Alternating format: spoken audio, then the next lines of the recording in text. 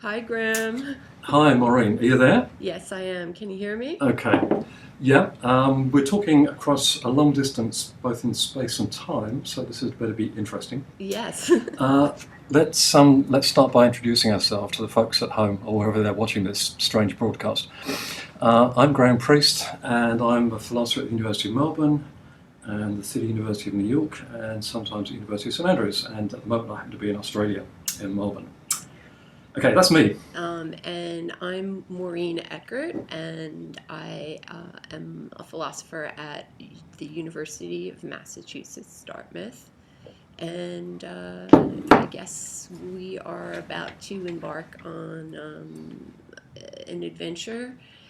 Everything you ever wanted to know about deviant logic, but were afraid to ask. Okay. Should we ask people to email in their questions, shall we? Well, I've got my list. Oh, wow. As you know, that UMass Dartmouth, we have an undergraduate program that also teaches undergraduate philosophers a lot about deviant logic. So I think I'd love to start off our conversation just talking about the nature of non-classical logic and Right, okay. because it depends Right. on who you ask what they'll tell you that actually is. So Sure. let's hear from you. Okay. Well, let's think about classical logic for a start. Hmm. And the name is something of a misnomer because it certainly gives the impression that it goes back to the classical period, Greece or Rome or maybe even ancient Egypt, who knows. But nothing like that is true because it was essentially an invention of logicians around the end of the 19th and early 20th century, particularly Frege and Russell. And of course, it has connections with logic as it had been taught and believed in before, but it was a very distinctive development in the history of logic. Hmm. And now it's become the kind of standard logic of our day. So if you do an undergraduate course in philosophy, almost certainly the course you're likely to be, the sort of logic you're likely to be taught is so-called classical logic. Okay, so much for classical logic.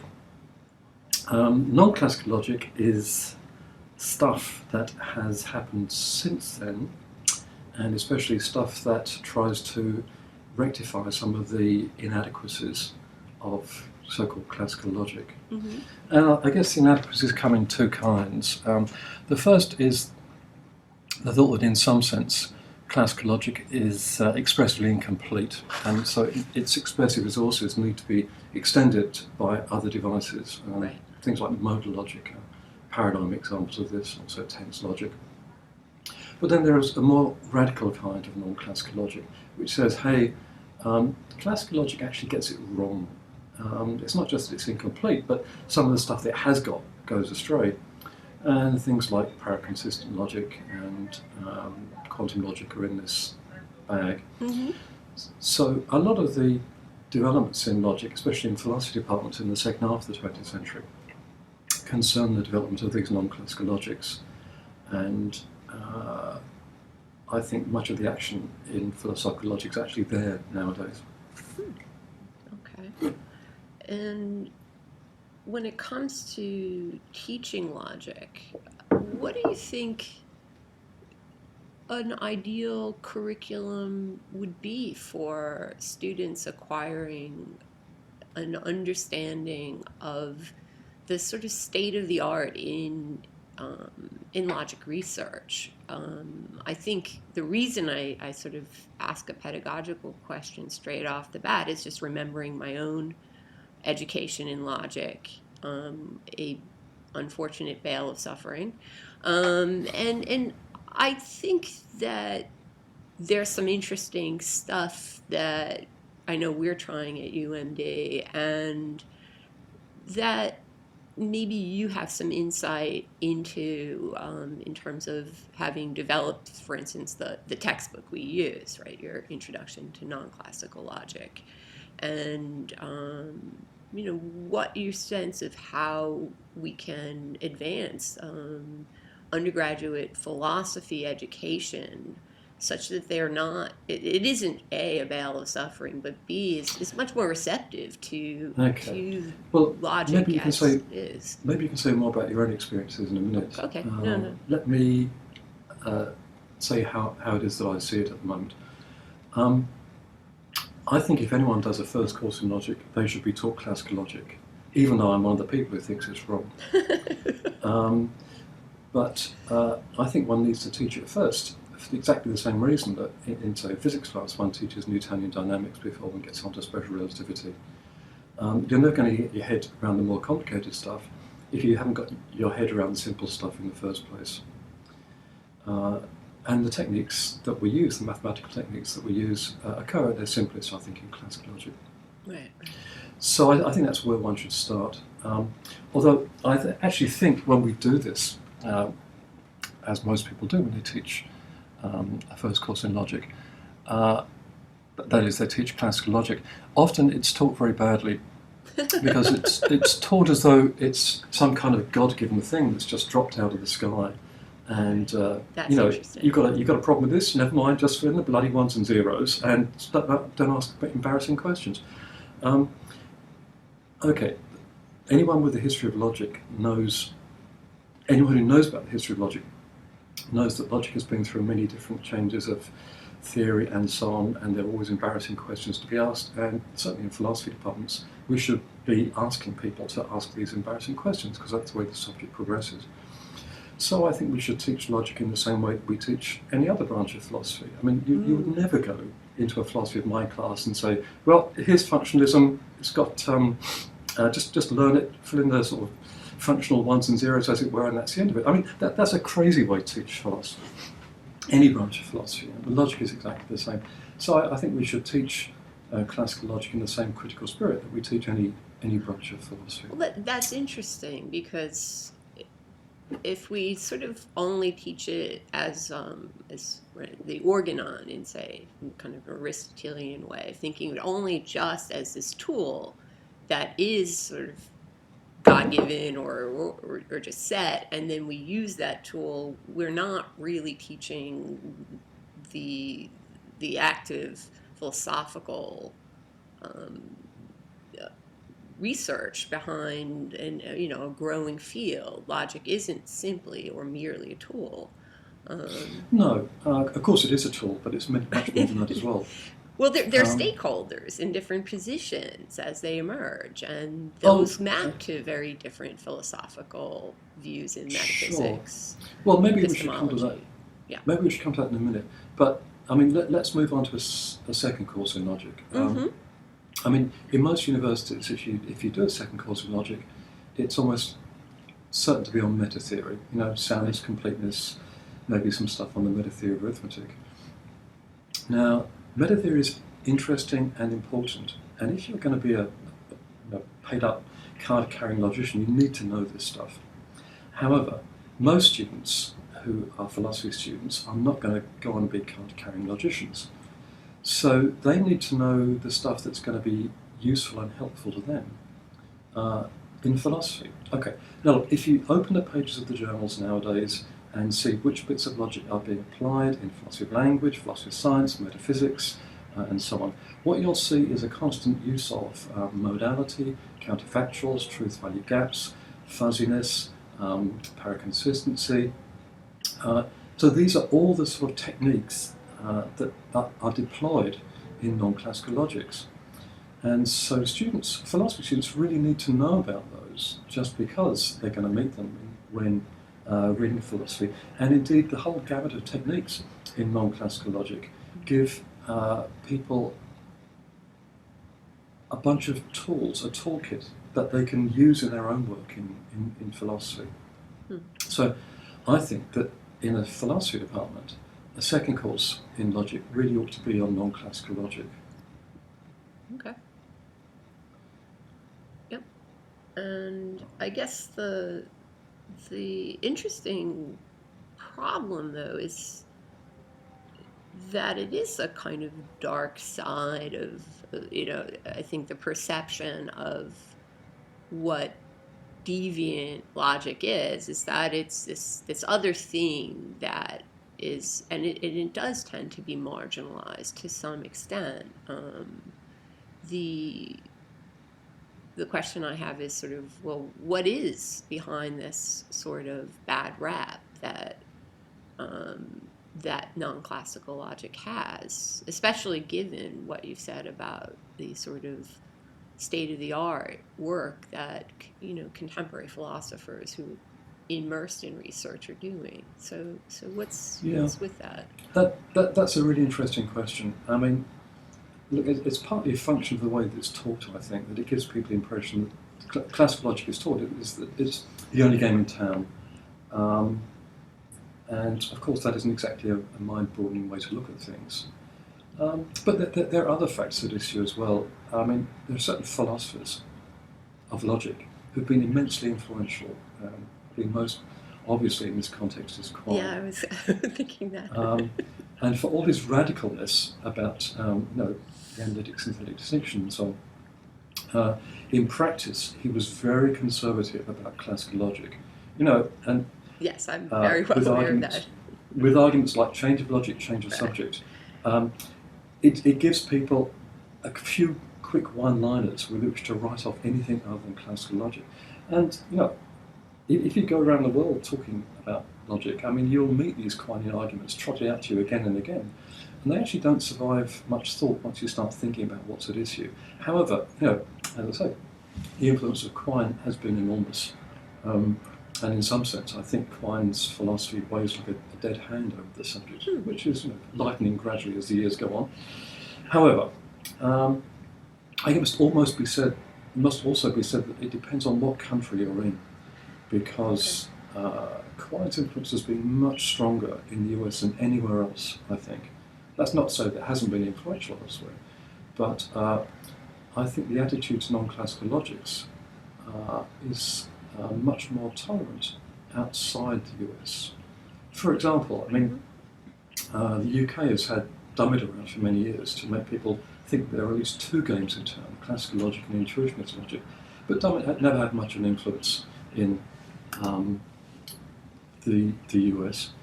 In Australia, it's different again because non-classical logic here has been on the agenda for many years, and people The wallaby logic.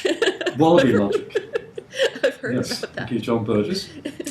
And in mainland Europe too, people are much more receptive to techniques in non-classical logic, partly because of the strong connection between logic and information technology, for example, Johann van Bentham in the Netherlands, or partly because of the influence of Marx and Hegel's in Germany and Italy. So people are much more receptive to the ideas that knowledge, including logic, goes through phases and progresses, and we ain't at the end yet. Okay. So, I'm not mentioning Asia yet. That's another matter. Oh, I mean, that's very interesting. But anyway, the point is just that it really does vary enormously as you go across the world and see what happens to logic in different places. And I think it behoves people who think they're in the centre of the universe, whether that's New York or Oxford or Beijing for that matter, to just remember that. Oh, that's interesting. But anyway, you're going to speak about your experiences. Well, I think that there are all sorts of unintended consequences to, sort of changing a curriculum. And one of the really great things that I've noticed is simply by having philosophy majors, minors, and interested students and staff recognize that there's lively debate going on right now with figures in logic, and that there are different sides. So students are exposed to pluralism versus monism. They sort of get their sense of the different research in relevance logics and in substructural logics, for instance. They have a sense of what's going on now, and that there are real researchers in the here and now doing this work, they become as a result, they become much more excited about the subject. Instead of it being sort of like a maths class, a logic class can be just, I think you had mentioned, it's just as lively a, a class as would be philosophy of mind or epistemology or metaphysics or even history of philosophy, the way I teach it. Um, Students love to have, um, I don't know, to what I've observed is students love to have a good battle to sort of take sides with. And they, of course, love the fact that there's this thing, deviant logic. Believe me, that's a big seller.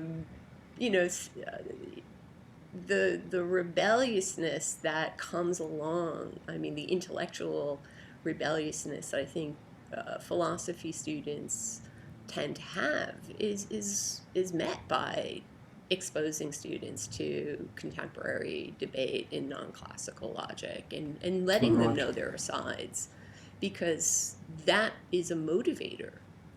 That, like I said, is it's almost a kind of unintended consequence, but students in my program tend to be um, shockingly much more excited about logic than, it's the cool thing to do.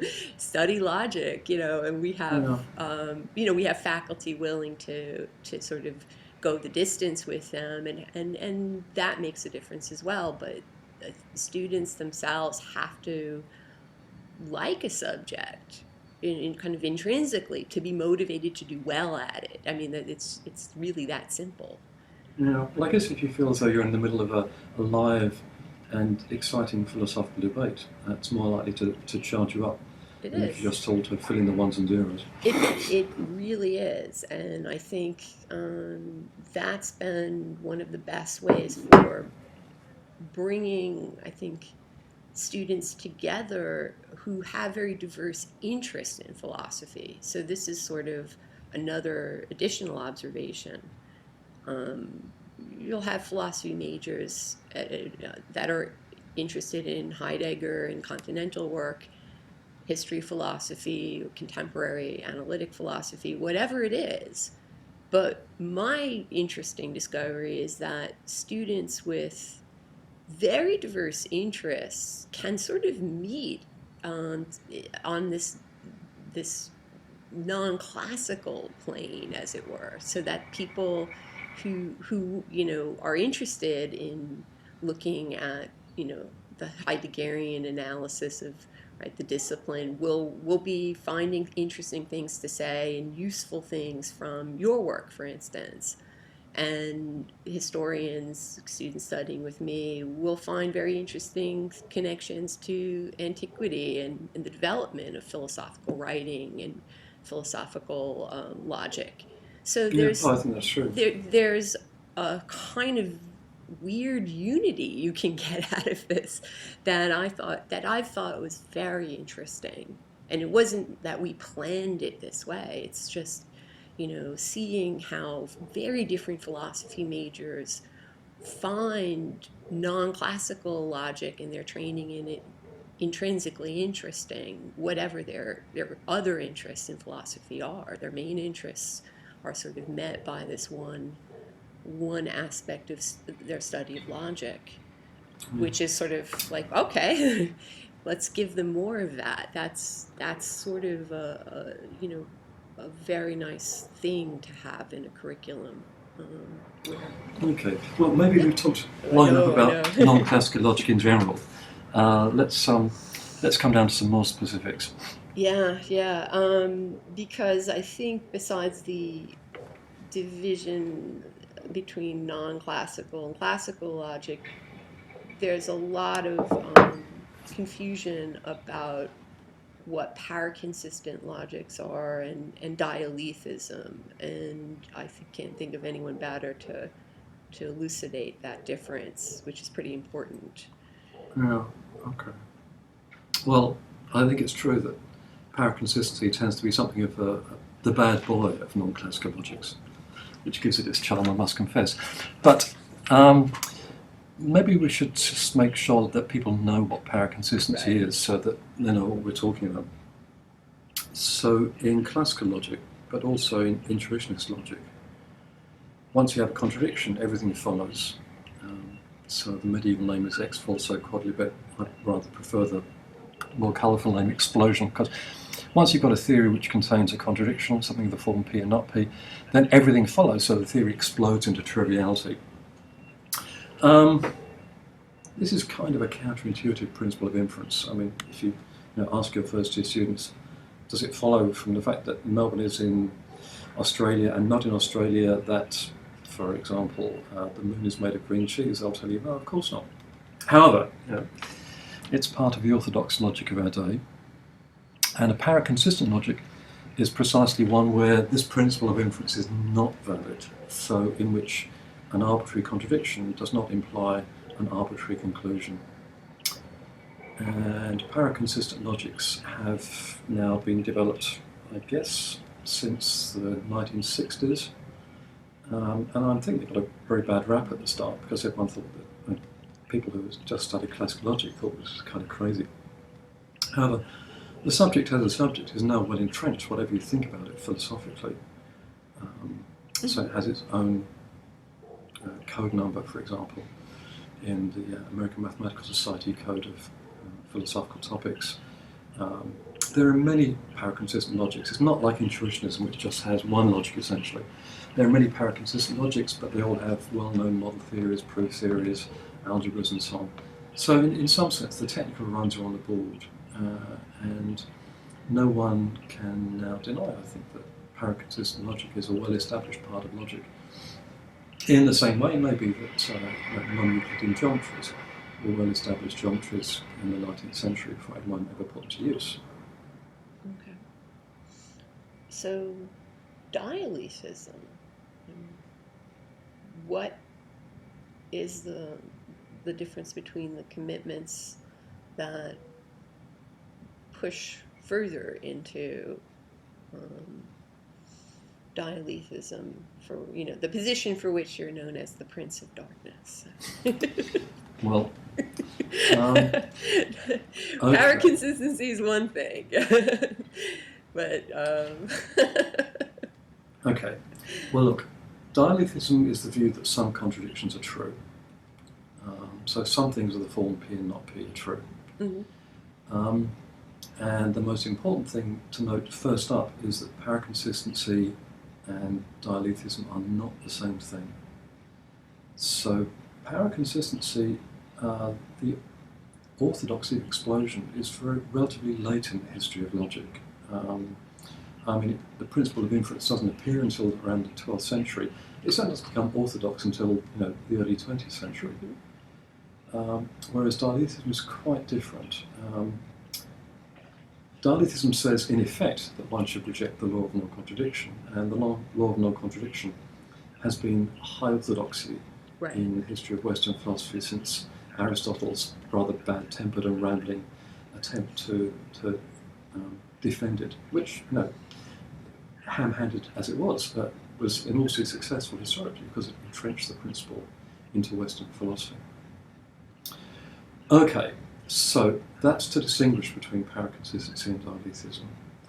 Now, the next important thing is to realise that there are many applications of paraconsistency that have absolutely nothing to do with dialechism. Right. And in fact, the majority of paraconsistent logicians are not dialechists.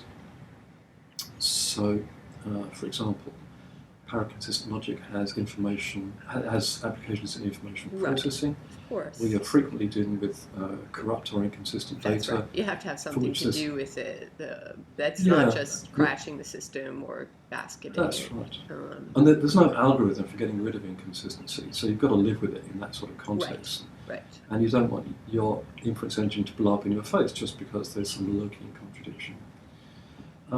But also, I mean, there are many other theories in the history of philosophy and the history of science which were bloody obviously inconsistent, and people knew this was the case. So, for example,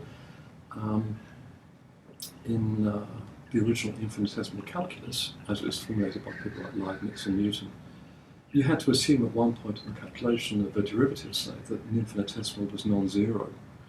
And then at another place you had to assume it was zero.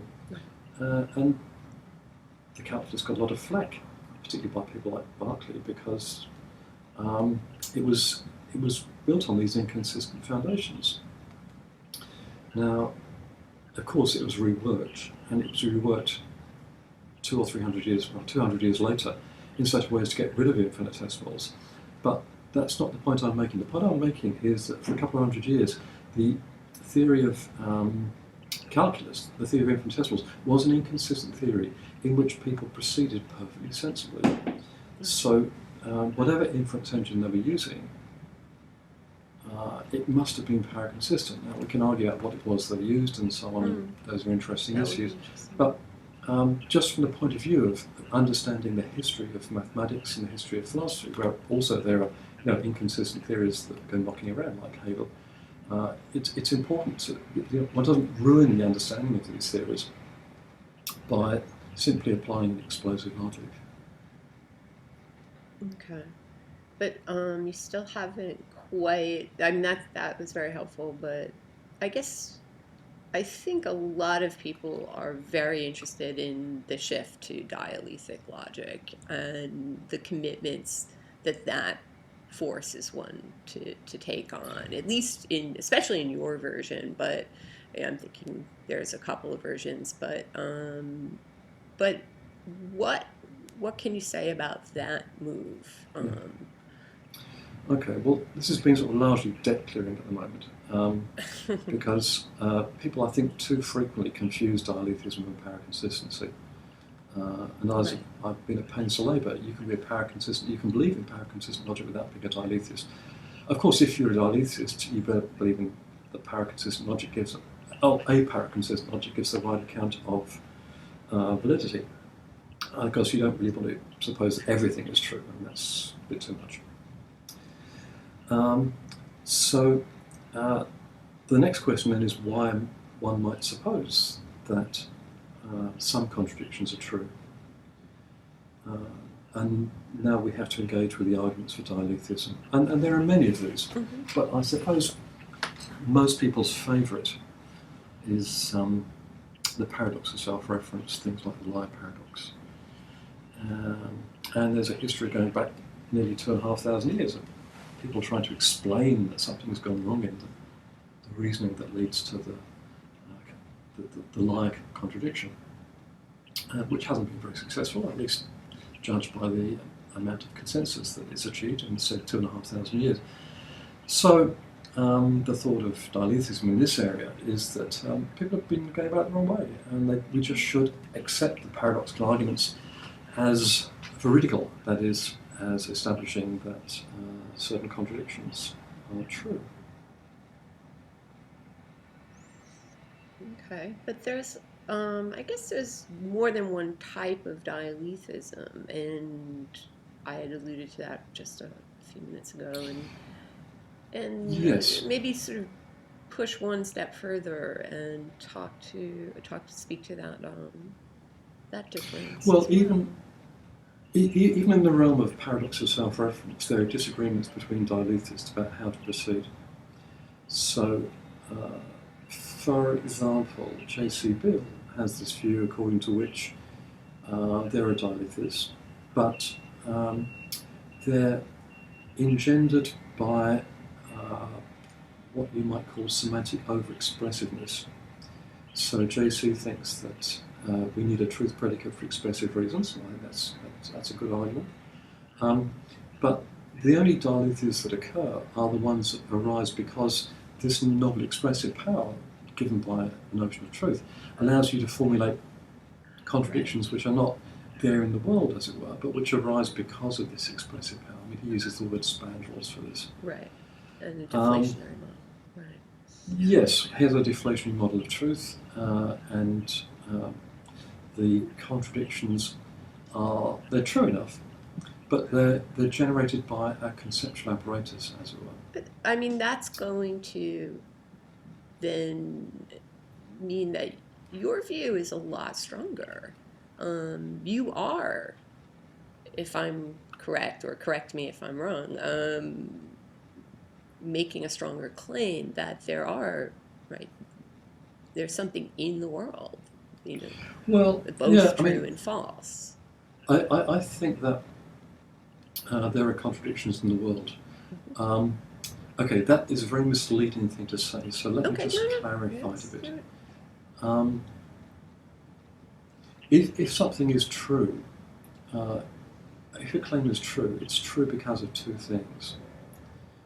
Firstly, the meanings of the words or the concepts we apply, and secondly, the way the non-linguistic world is, the thing that our language talks about it. And both of these have to conspire to make something true, generally speaking. Right. So, just to say that some contradictions are merely semantic, I think is wrong simply because it takes the world to conspire just as much as Mm-hmm. language to produce these things. And in that sense, I think there are contradictions in the world. Okay. Okay.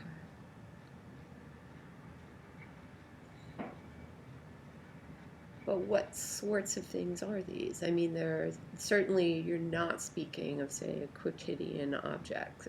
The mountain is not the mountain, you know, that, Well, I I mean, mean, or are you? I this mean, takes that's into the thing questions of people have such a problem about, right?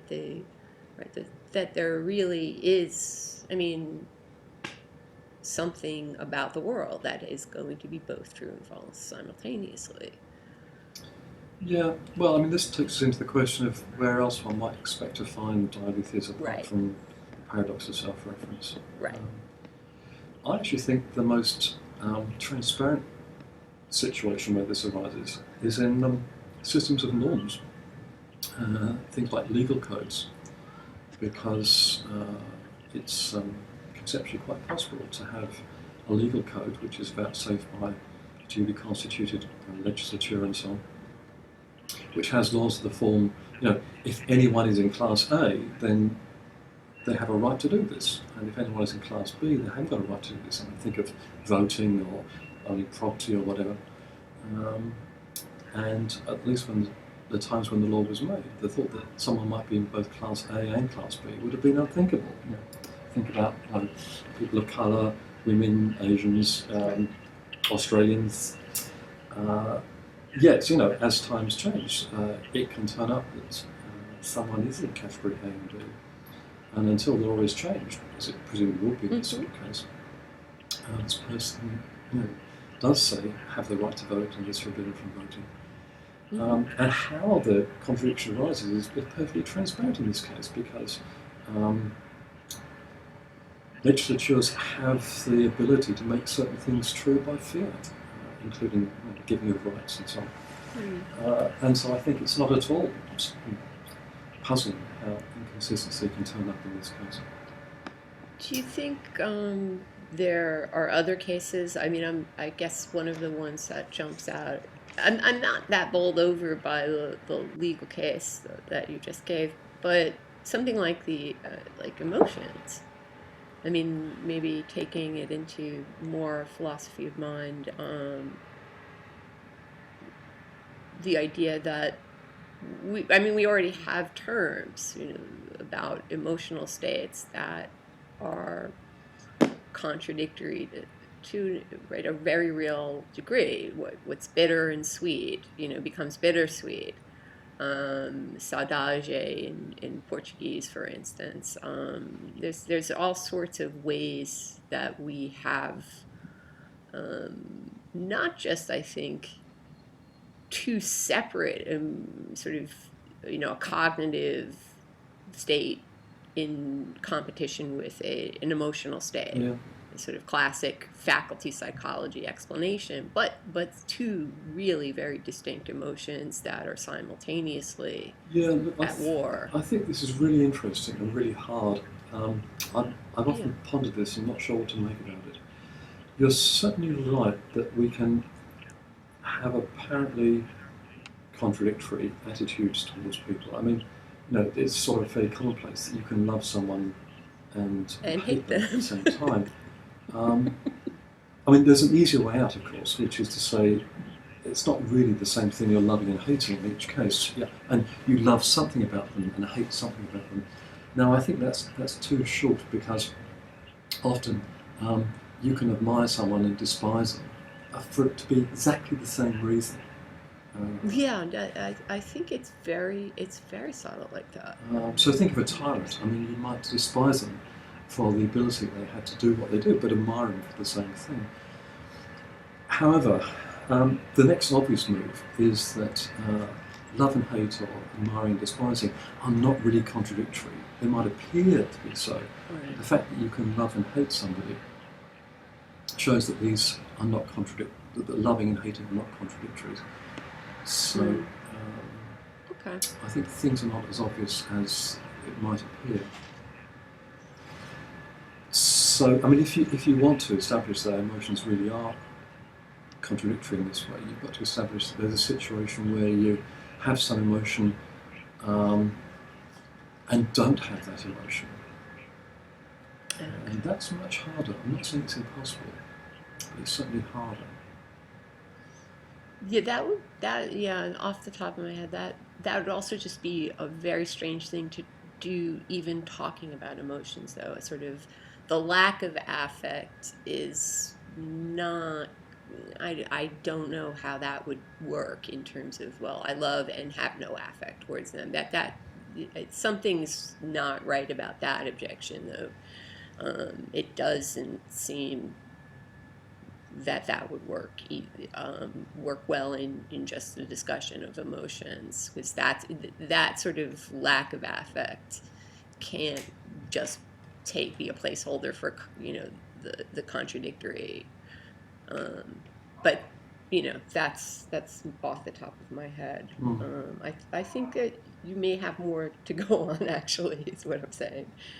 But I mean, are there other ideas you have about the way that dialetheas are present in sort of experience? Well, there's all the stuff about motion, for example. Mm-hmm.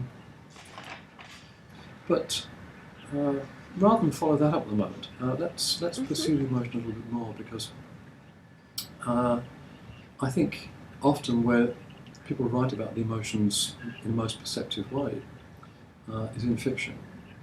And if one is looking for situations where people have inconsistent emotions, I think it's quite likely one's going to find some fiction.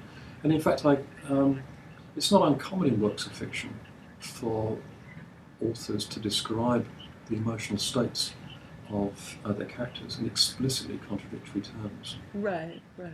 I know Right, you. and I think the effectiveness of literary representations of that kind, or that they do resonate with actual lived experience. I don't think. I mean, I think that the literary case is a kind of special communicative case of what people experience, at least at that phenomenological level. You identify with a protagonist who has such states because you know what they're like, or you have enough insight into similar states. So I mean, that's I think a very interesting topic, because you yourself have done some really nice work in a couple of publications that are short fiction, and one of my favorites of yours is Sylvan's Box. So you've experimented yourself with trying to get across the Meinongian idea of, right, a non-existent object.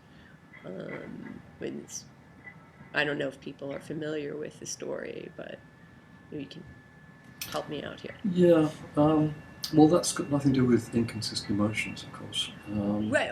No, we've kind of No. you've I introduced take the this. point. But it's a short story about my old and now deceased friend, Richard Sylvan. And the action takes place after his death at his property near Canberra, his farm near Canberra. And I am going through his effects and come across an inconsistent object. And I think I'm going to leave the plot there so that people can read the story if they want to. It is. But It is really. the point of the writing the story was that people often said to me, look, I just can't get my head around what it would mean to. I just don't understand what it would mean for something to have an inconsistent property. And so the point of writing the story was to show that they can understand it very well. I mean, they might not be able to picture it in their mind's eye, as it were, but our understanding is much more profound than mere visualization. And the point of writing the story was to get people to read the story and understand the story. And it seems to me that people who read the story understand what the situation described is. Of course, it's a fictional situation. But I think, there's more than one sort of inconsistent object in the story. What do you have in mind? Maybe, I mean, whether you intend it or not, of course, there's the box that's discovered and what it's like, and the descriptions that are sort of working a reader to understand that mystery and unpack it, at least to have a sense of what that is. But there's also Richard, because the narrator, you, or sort of counterpart of you, is in mourning, and there's a presence and an absence simultaneously, right, in the narrator's description of the experience of, right, a person who's gone, who's not there, but is there too, right? There's a, I mean, to me, that was a very effective part of that, reading that story, is that, you're there doing something else besides just discovering the box and figuring out what it is. Okay. There's also a person that, I just thought it was a lovely part of the narrative, because it gives us, there's a real drama at a certain level about presence and absence. Okay, I must confess I hadn't thought of it like that. Do you think the presence and absence is literally a contradiction? That he's sort of present in one sense and absent in another?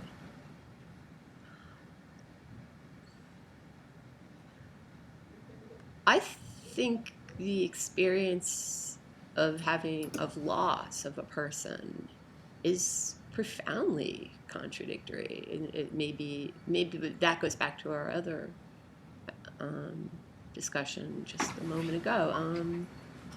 I think it's hard to sort of describe, which is why I'm sort of just pointing to it as an aspect of the story in which, if you've experienced loss of someone but they're still with you, it really is part of the grieving process, is how there's someone there. That experience doesn't get cashed away and just to nothing, and at the same time there's a loss, and I don't know how to reconcile sometimes the feeling of the people I've lost that I have for them, and maybe some of the irreconcilability of loss is about. Okay. I mean, this is a literary point, metaphorical in the highest degree. No, but it's a good example of how fiction is very good at characterizing emotions or cognitive states, because and what you're describing is that you have an experience of the presence of someone, even though they're dead. Okay, and that sounds like a disambiguation. Okay, but it's tougher than that, because you have this phenomenological experience of their presence, but you also have a phenomenological experience of their absence. That's why it's so painful. Right, that's the source so it's of not pain and the absence is not dissonance. Sorry, go on. So no, that's exactly right. I mean, we have a term, cognitive dissonance, but Right. when we kind of look into the experience, it is much more complicated than just saying, well, here's one part, here's the other. There, faculty A, conflict with faculty B, or I don't think the sorting of it, and sort of into small chunks is actually what the experience is, which is just painful and disorienting, All right. dissonant in the extreme, and that's what the experience is. Yeah. No, I think the phenomenology So, is interesting because it's not just that they're kind of phenomenologically present and physically absent. I mean, you experience both the presence and the absence at the same time, as it were. yeah. Yeah, that's an interesting thought. Yeah, well, I thought it was a really, really good story. I mean, I have a sort of great love for fiction and especially, well, contemporary metafiction and, of course, ancient metafiction, Plato being the greatest metafictional author who ever lived in my... And you've written on Plato, too. Okay, I think at this point you probably ought to explain what metafiction is because if people are like me, or like at least like me a couple of years ago, I had no idea. So why don't you Well, explain? metafiction, simply put, is literature that contains elements or some elements that draw attention to the text as a text. So it's a very self-referential type of literature. And there are many devices that people are probably very familiar with in terms of there being metafictional devices. So authorial intrusion, for instance, as you're reading along a narrative and the author stops being anonymous or sort of Can you give a concrete covered example? up. I'm trying to think of a good source.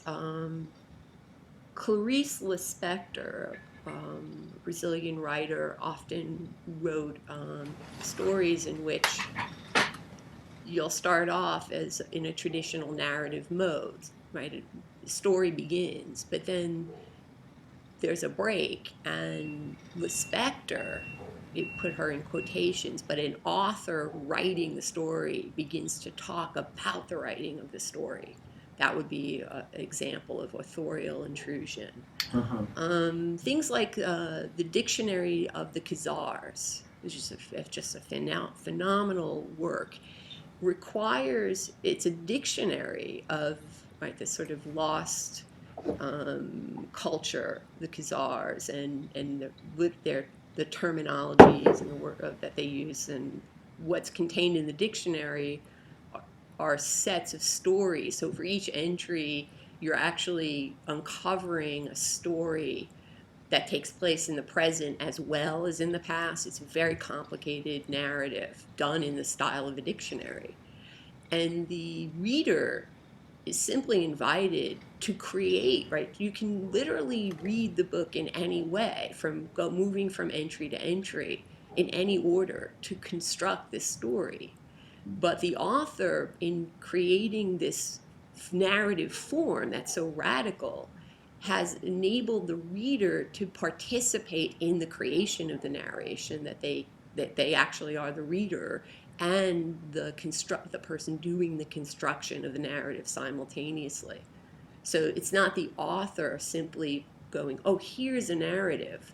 It's an author going, you're party to the construction of this story. How you put together the book is, in terms of your reading experience, is what it is. There's, right, a kind of self-referential acknowledgement that the reader is just as much a creator of, right, their own reading experience as the author would be. Right.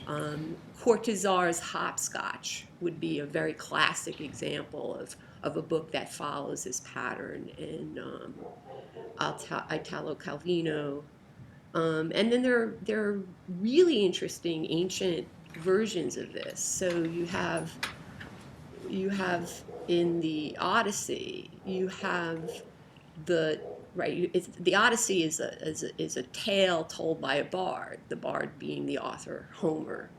But within the Odyssey, there are sections in which there's a story of the story itself is being retold by one of the characters.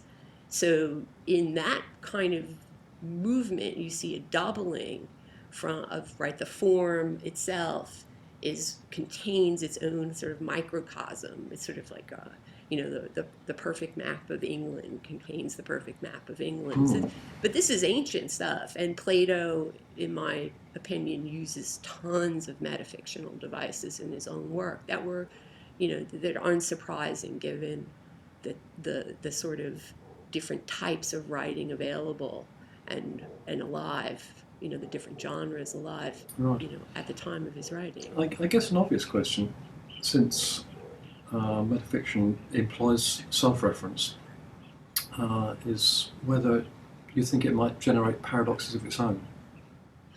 That's a great question. I actually can't really think of a direct. I would love to find out if there really has been an attempt to create paradoxes that aren't these sort of emotional paradoxes we just talked about with your story. Um, there are lots of looping narratives. So whether we're talking about Finnegan's Wake or David Foster Wallace's Infinite Jest, but there's tons of uh, works that address um, sort of the way in which a story is its own ground and just keeps retelling itself over and over. So Rosencrantz and Guildenstern would be a very good example of that. So every time the story happens, it's sort of going to lead back to its next production. So I was just thinking of the Borges story, Circular Ruins. Yes. And if I remember right, it's about someone who dreams a person. That's right. That's right. And they work hard at this. And they actually realize a character in their dreams. And the sort of punchline of the story, I think we can reveal this one, is that the person realizes that they themselves are just a dream, and they've been dreamt by somebody else. So there's a situation in which you take it for granted that they exist, the narrator, and it turns out they don't exist. But of course, if they don't exist, who's it that's been doing the dreaming?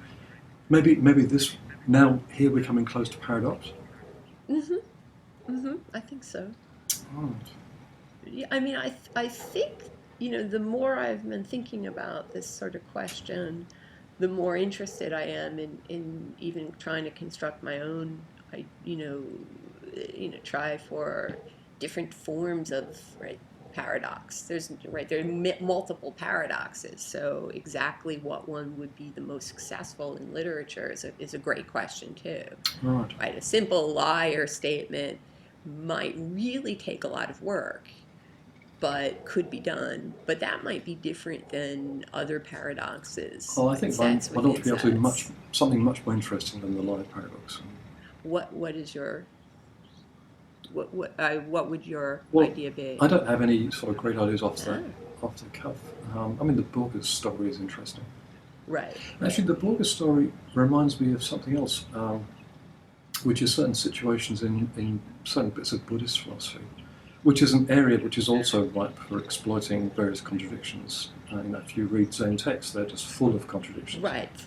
And maybe these are just ways of expressing oneself. Well, that's another question. Let's not get into that now.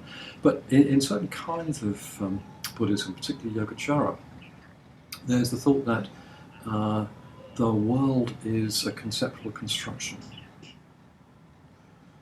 But it turns out that the subject doing the conceptual construction is just as much a conceptual construction as the rest of the world that they are constructing. So this is very much like the Borges story. Okay? Right. That's right.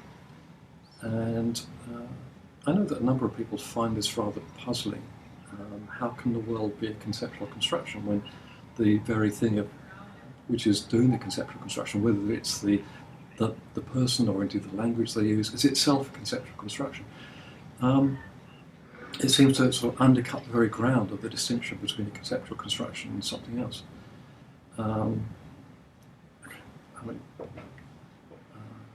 Is this a paradox of... if there were Buddhist philosophers around, I'm sure they'd be saying that I'm riding over the rush at all kinds of sensitive things here. But the sort of parallel between this and the Borges novel has never really struck me before. So it's something there to be explored. Oh, I think so as well. I mean, it's something that I think it's actually easier to teach about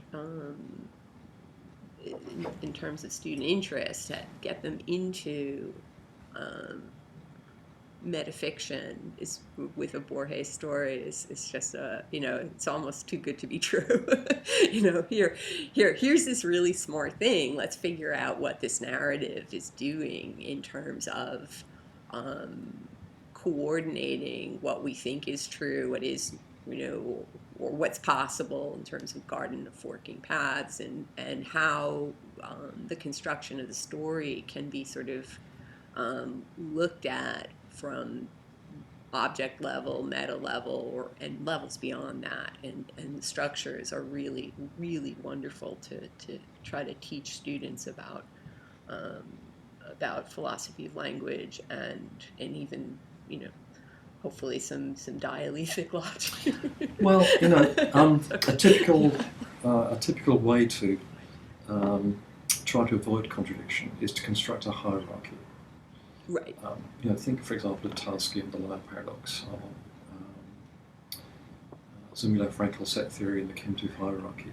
So these are ways in which these are strategies or techniques that people use to get rid of paradox. But one thing that dialectists have always been rather fond of is bending the hierarchy, maybe collapsing it or maybe bending it back round on itself.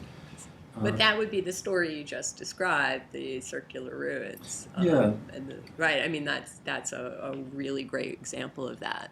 So maybe there's something about this sort of collapsing or bending hierarchies, which is of much more general application than simply Tarski's hierarchy or the Kim-Tooth hierarchy, but something which applies much more to